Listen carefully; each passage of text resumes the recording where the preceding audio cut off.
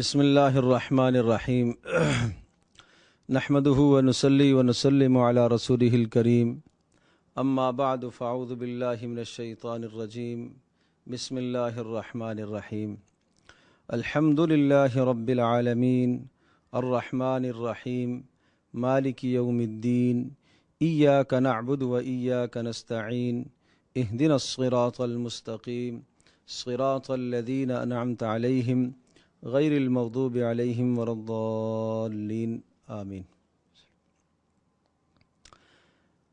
قرآن مجید کی دو ترتیبیں ہیں، ایک ترتیب نزولی کہلاتی ہے اور دوسری ترتیب وضعی کہلاتی ہے۔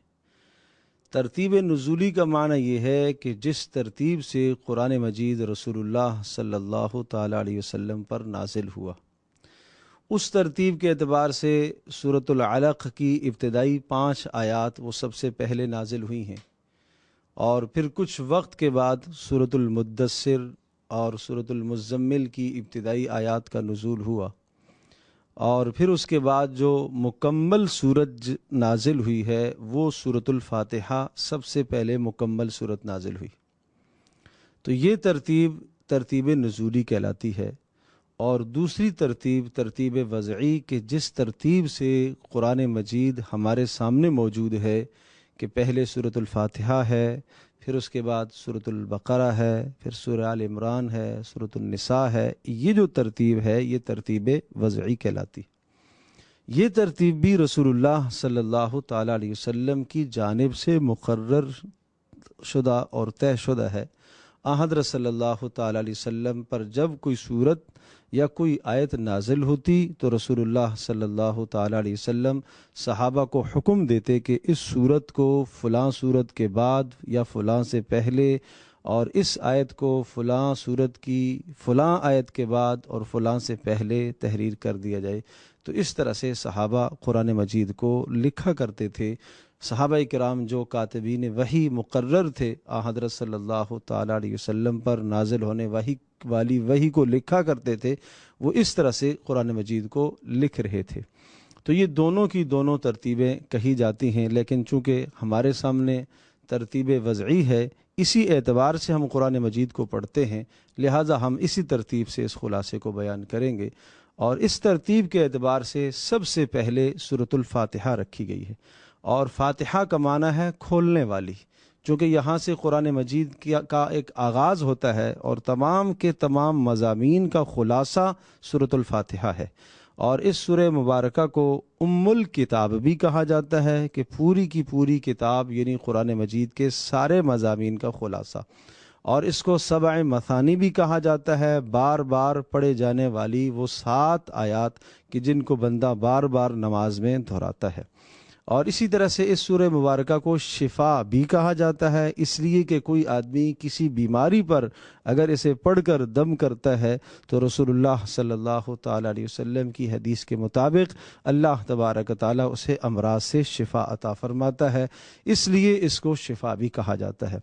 سورۃ الفاتحہ کے آغاز میں اللہ کی حمد و ثنا کا بیان ہے۔ الحمدللہ رب العالمین، ساری تعریفیں اس اللہ کے لیے جو سارے جہانوں کا پالنے والا ہے۔ اللہ کے لیے تعریف کو ثابت کیا گیا، اور اللہ پاک کی 4 صفات یہاں پر بیان ہیں۔ نمبر 1 رب العالمین، جو سارے جہانوں کا پالنے والا ہے۔ نمبر 2 بڑا مہربان، کہ جس کی مہربانی مسلمانوں کو بھی پہنچ رہی ہے اور کافروں کو بھی جس کی رحمت پہنچ رہی ہے۔ اور الرحیم، آخرت میں اہل ایمان پر اپنا خاص فضل فرمانے والا، مہربانی فرمانے والا۔ مالک یوم الدین، جب یہ 3 صفات گزر گئیں پہلے کہ رب ہے سب کی تربیت کرنے والا ہے، تو رب جو تربیت کیا کرتا ہے وہ بڑا محسن ہوتا ہے، احسان کرتا ہے۔ پھر الرحمن، بڑا مہربان ہے، رحیم، نہایت رحم والا ہے۔ فوری ذہن میں خیال آیا کہ اچھا اللہ تو بہت بڑا مہربان ہے، جب وہ اتنا بڑا مہربان ہے تو پھر گناہوں پر جرت ہونے کا اندر ایک خیال پیدا ہوا، تو ساتھ کہہ دیا مالک یوم الدین، نہیں، قیامت کے دن اس نے حساب بھی لینا ہے۔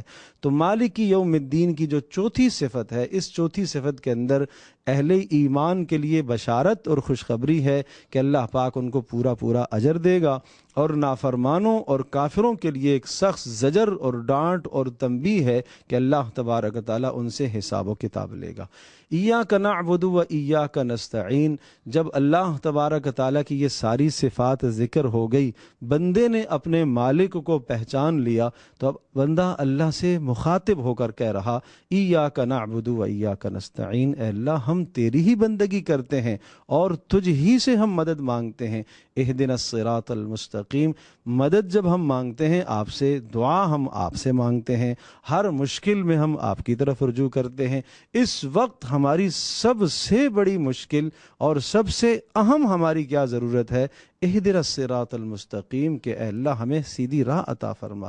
یہ انسان کے لیے اس جہان میں سب سے قیمتی اللہ کی طرف سے ملنے والا جو تحفہ ہے وہ تحفہ ہدایت ہے۔ کسی کے پاس مال، اللہ نے اسے نعمت عطا فرمائی ہے، اولاد اللہ نے اسے نعمت دی ہے، گھر بار اللہ نے اسے یہ بھی نعمت سے نوازا ہے، دنیا کی ہر قسم کی نعمت سے اللہ نے اسے نوازا ہے، لیکن اگر اس کے پاس نعمت ہدایت نہیں ہے، اللہ کی جانب سے رہنمائی نہیں ہے، تو یہ سب کی سب چیزیں اس کے لیے نعمت نہیں، زحمت بن جائیں گی، عذاب کا ذریعہ بن جائیں گی۔ مال ایک نعمت ہے، لیکن اگر مال کو صحیح طرح سے استعمال کرنے کی ہدایت اس کے پاس نہیں ہے۔ علم ایک نعمت ہے، لیکن علم کو کس طرح سے مصرف میں لگایا جائے، کس طرح سے عمل میں لایا جائے، علم کے تقاضوں کو کیسے پورا کیا جائے، وہ ہدایت اس کے پاس نہیں ہے۔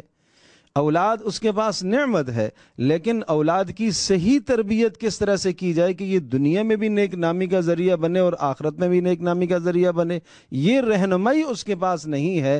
اس ہدایت سے وہ انسان کورا اور خالی ہے۔ تو پتہ چلا کہ نعمت ہدایت اگر مل جائے تو اس کے بعد جو باقی نعمتیں ہیں وہ سب کے سب اس کے ساتھ جڑتے ہوئے نعمتیں بنتی چلی جاتی ہیں۔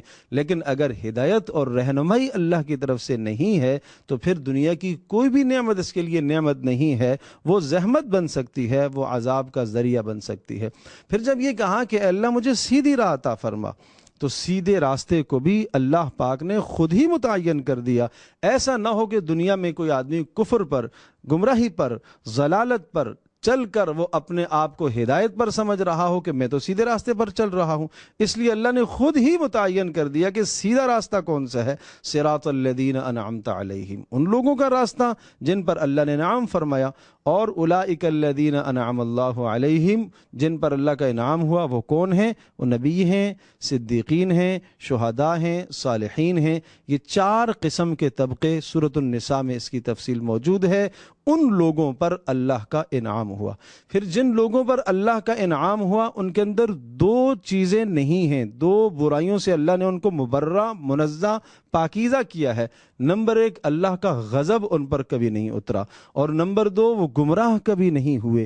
پتہ چلا کہ ہمیں ایسے لوگوں کا راستہ چاہیے کہ جن پر اللہ کا غضب نہ ہوا ہو، ہمیں ایسے لوگوں کا راستہ چاہیے جو گمراہ نہ ہوئے ہیں۔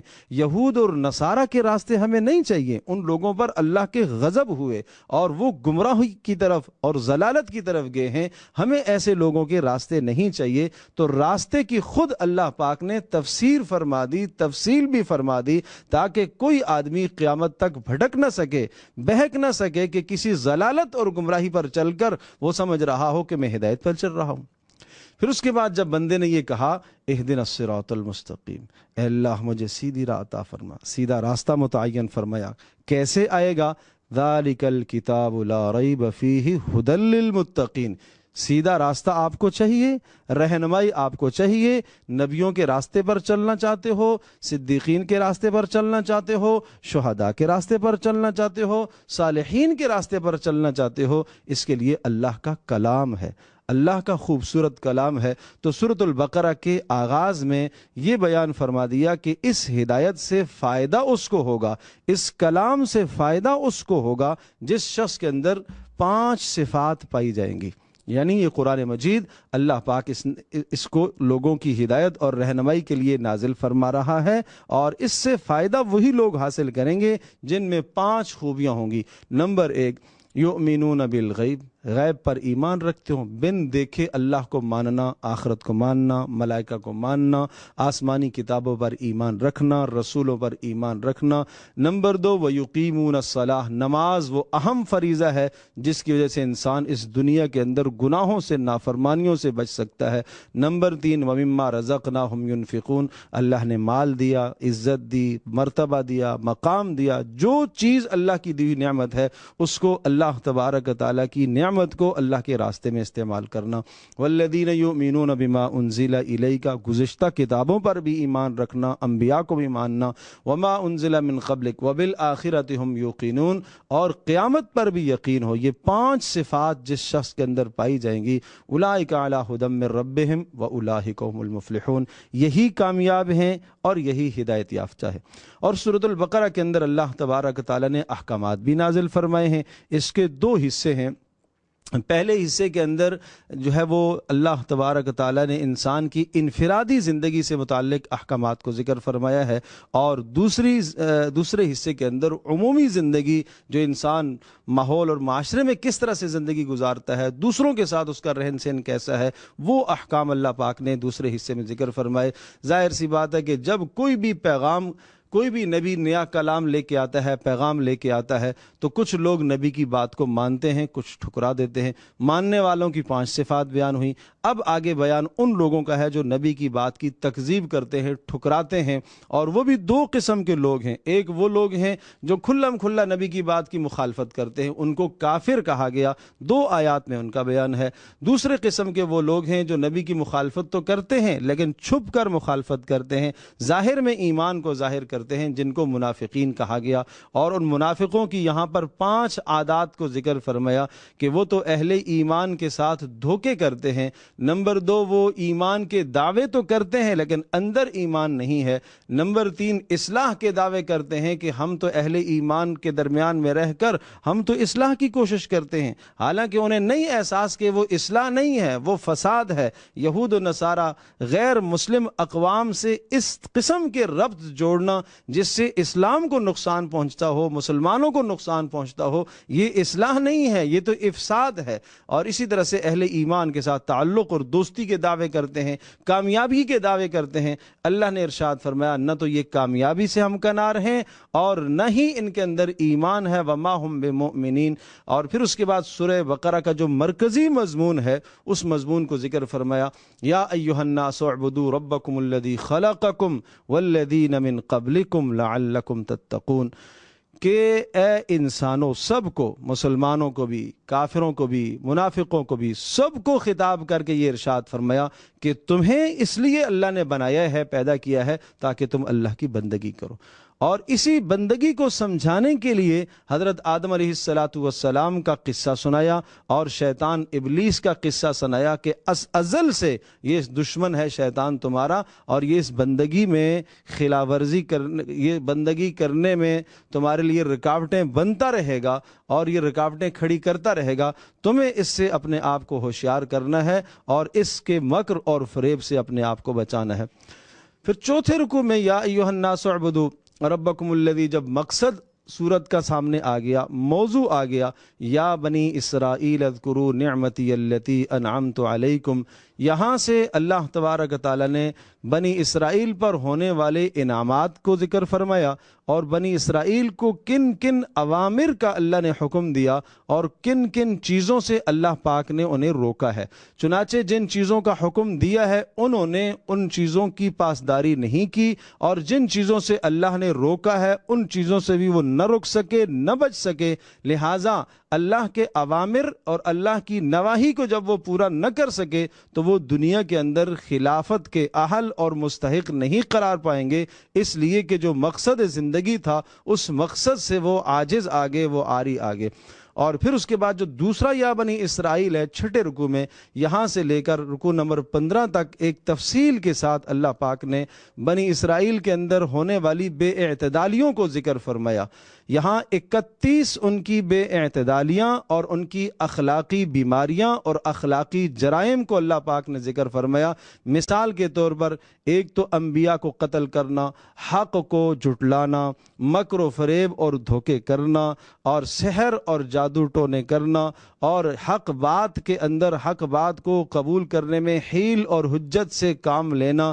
اس قسم کی بے اعتدالیاں اور اس قسم کی اخلاقی جرائم کو بیان فرمایا کہ ان اخلاقی جرائم اور بیماریوں کی وجہ سے اللہ نے ان پر دنیا میں بھی ذلت کو مسلط کیا، اور 10 عذابوں کا تذکرہ ہے، اللہ نے 10 عذابات ان پر نازل فرمائے، اور ساتھ ساتھ اللہ پاک کے ان انعامات کا بھی تذکرہ ہے۔ 10 انعام اللہ پاک کے یہاں مذکور ہیں جو بنی اسرائیل پر حضرت موسیٰ علیہ السلام کے زمانے میں اور موسیٰ علیہ السلام کے زمانے کے بعد اللہ پاک نے ان پر جو انعامات برسائے اور انعامات کی بارش کی، اور ہر طرح کے انعامات سے اللہ پاک نے ان کو نوازا، لیکن اس کے باوجود بھی ان کی زندگی میں وہی بے اعتدالی رہی، اپنے پروردگار سے دور اور بلا وجہ کے دعوے کرنا، نحن ابناء اللہ واحبہ، ہم اللہ کے مقرب ہیں، عمل کچھ نہ ہو اور دعوے ہوں کہ ہمیں اللہ معاف کر دے گا۔ امت مسلمہ کو یہ تنبیہ کی گئی ہے اور یہ سمجھایا گیا ہے کہ اس قسم کی بے اعتدالیوں سے آپ نے اپنے آپ کو بچانا ہے، ورنہ وہ عذابات جو ان لوگوں پر نازل ہوئے تمہارے پر بھی نازل ہو سکتے ہیں۔ اور اللہ تبارک تعالیٰ کے انعامات قابل شکر ہوا کرتے ہیں، اگر اللہ کے انعامات کی ناشکری کرو گے تو اللہ پاک کی طرف سے سخت پکڑ آ سکتی ہے، سخت نتیجہ، اس پکڑ کا نتیجہ بڑا بدترین اور بڑا سخت ہو سکتا ہے۔ اور پھر وَمَن يَرْغَبُ عَن مِّلَّةِ إِبْرَاهِيمَ إِلَّا مَن سَفِهَ نَفْسَهُ سے پہلا ایک رکوع یا بنی اسرائیل اذکروا نعمتی التی انعمت علیکم، گویا کہ 3 مرتبہ یہ لفظ آیا یہاں پر یا بنی اسرائیل۔ پہلے یا بنی اسرائیل میں وہ اوامر اور نواہی کا بیان ہے جو یہود کو دیے گئے تھے، اور یہود نے ان اوامر اور نواہی کو، یعنی اللہ کے حکموں کو اور جن چیزوں سے اللہ نے روکا انہوں نے پورا نہیں کیا۔ دوسرا یا بنی اسرائیل اور تیسرا یا بنی اسرائیل، ان دونوں کے بیچ میں عرض کیا 31 ان کی بے اعتدالیوں کا تذکرہ ہے، اور 10 عذابات کا تذکرہ ہے، اور 10 انعامات کا تذکرہ ہے۔ اور اس کے بعد پھر یہ جو یا بنی اسرائیل ہے، اس رکوع کے اندر گویا کہ 15ویں رکوع میں اللہ تبارک تعالیٰ نے ملت ابراہیمی کی حقیقت سمجھائی۔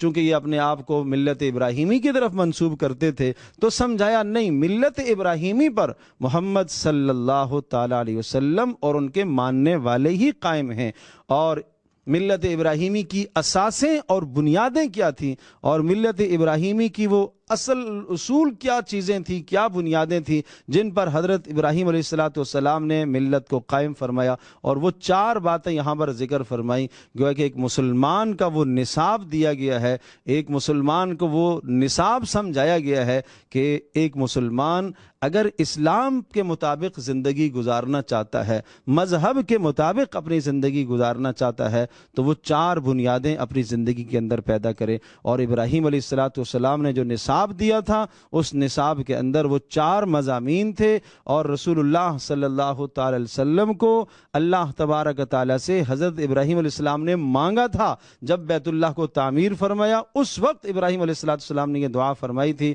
اے اللہ ایک ایسا رسول عطا فرما یتلو علیہم آیاتی کا، جو قرآن پڑھ کے سنائے گا۔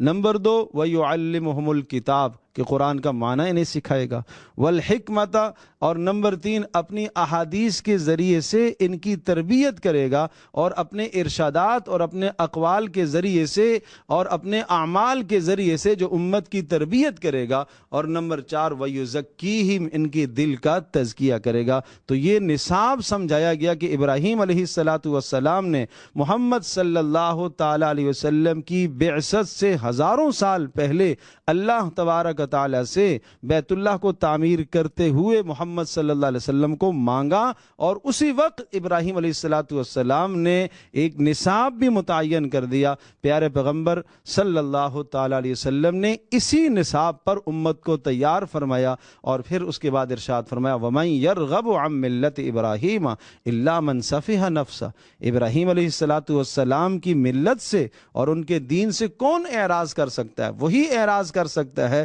جس کی عقل میں فطور ہو۔ اور پھر تمام انبیاء علیہ الصلوۃ والسلام کا یہاں تذکرہ ہے۔ ابراہیم علیہ الصلوۃ والسلام کے بعد ان کی اولاد میں جتنے بھی انبیاء آئے ان سب انبیاء کا تذکرہ ہے، وہ سب کے سب ملت ابراہیمی پر قائم تھے، لہذا تمہیں بھی اسی ملت ابراہیمی پر قائم ہونا چاہیے۔ اور محمد صلی اللہ تعالی علیہ وسلم وہ حقیقت میں اپنے آپ کو جو ملت ابراہیمی کی طرف منسوب کر رہے ہیں وہ حقیقت میں ملت ابراہیمی پر ہیں، نہ یہودی ملت ابراہیمی پر ہیں اور نہ نصرانی ملت ابراہیمی پر ہیں۔